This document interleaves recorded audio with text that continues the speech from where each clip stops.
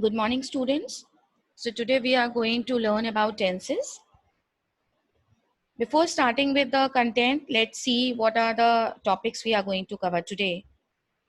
Today we will understand meaning of tenses, what are the different types of tense, forms of be, and the use of have or has. So what do we mean by tense? Tense denotes the time of the action, that when an action has taken place. So whether an action occurred in the past, occurs in present, or will occur in future, that time is denoted by tenses. So on the basis of these three, we have past tense, present tense, and future tense. Tenses that we have just learned, that they denotes time, denote time. So these tenses are divided into four subcategories. So past, present, and future, all these three have simple, continuous, perfect, and perfect continuous subcategories. Now, today what we are going to learn about is the present tense. So in present tense, what do we mean by be? What is be? Be is a verb, but we have seen many exercises, or we have seen many sentences wherein we have to fill in the blanks, and in the bracket it is given be. So it means we have to fill the correct form of verb, and the verb that is given is be. So at that time we get confused that what to do. So you have to understand that whenever be is given, it means that they are asking you, if it is present tense, then they are asking you to fill either is, am, or are. What I mean to say is that in present tense, the forms of be that we have to use are is, am, and are. Now the be can be used in two ways. It can be used as a main verb, or it can be used as an auxiliary verb. Auxiliary verb means helping verb.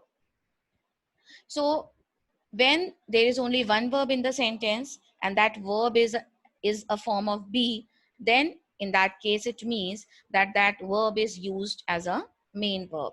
Look at some examples over here. Ram is an honest man. So here we have only one verb, is, and is used as the main verb. It is form of be.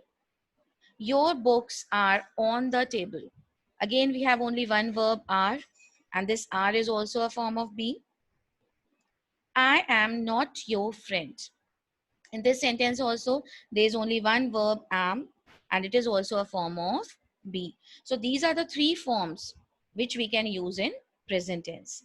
Now, when we are using be as an auxiliary verb or an helping verb or a helping verb, it means that there should be another verb as well in the sentence. For example, Ram is sleeping. Here we have two verbs, is and sleeping. This sleeping is my main verb, and is the auxiliary verb or helping verb. Similarly, we are playing cricket. Here are and playing, two verbs are there. Are is helping verb and playing is the main verb. I am playing cricket. Again, we have two verbs here, am and playing. Playing is my main verb, whereas am is used as an auxiliary verb or a helping verb. Now, one more thing to understand about be is that it has the same form. Same form means that whether you are using it in any kind of sentence, the form of be remains the same. Means is, am, and are will not be changed.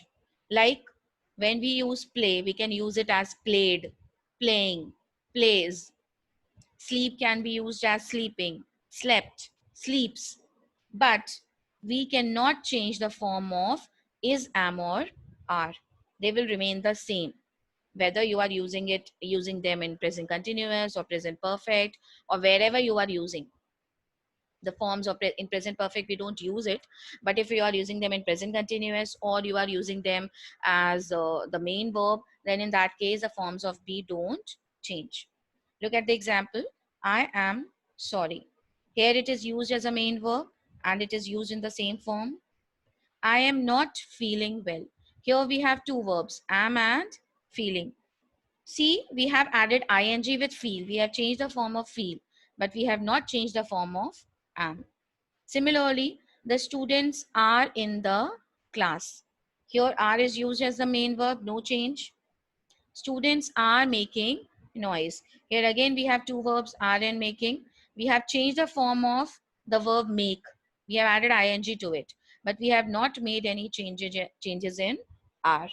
So it means B remains the same. Now another thing is that we also make use of have or has in present tense, right? And generally we use them when we are working with present perfect tense. But apart from present perfect tense, there are some other uses as well. Have or has can also be used as main verb, but only in that condition where they show possession. Possession means belongingness. So they can be used both as main verb and as an auxiliary verb or a helping verb. But whenever they are used as main verb, it means they are expressing possession or belongingness. Means something that belongs to me. Then to show that belongingness, we use these have or has as the main verb. I have two pens. Here, have is the verb and it is used as the main verb, right? And it is showing possession. Possession means that these two pens belong to me. Similarly, she has no pen. Again, possession, that the pen uh, means it means over here that there is no pen that belongs to her. Ram has done his work. Here we have two verbs, has and done. Has is used as helping verb, whereas done is the main verb. So here the sentence, the form of tense is present perfect tense, and it is being used as an auxiliary verb or a helping verb. They have not worked very hard. Again, worked is the main verb. Have is your helping verb over here. These two sentences are not showing possession, right? And that is why we have not used them as main verb. Have they done their work? Here we are asking a question and it's an interrogative sentence. So we all know that when you have a helping verb in a sentence, your question starts with that helping verb. So that is why our question starts with have. Have they done their work? Again, here have is being used as a helping verb. Done is my main verb. So that's all for today. Remaining things we will see in the next presentation tomorrow.